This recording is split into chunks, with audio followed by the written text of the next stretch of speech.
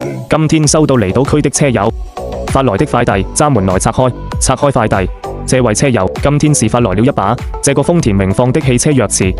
過來閘門這邊升級改裝，這個鑰匙的話也是低配的，只有2個按鍵。閘門現在給它升級成高配的手機控車智能液晶鑰匙。測試鑰匙按鍵沒有問題之後，接下來就可以來升級，把外殼拆開，把裡面的芯片拆出來，拆出芯片腦殼子再裝回去，然後閘門芯片就可以來升級。先接上準備好的路線，一個按鍵接2條線，按鍵接好接一下正負極。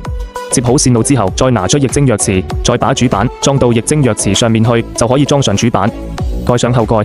現在一把全新的豐田汽車鑰匙就升級完成，非常漂亮了，可以看時間，可以觸摸操作。選配了中國紅色的液晶鑰匙，非常好看。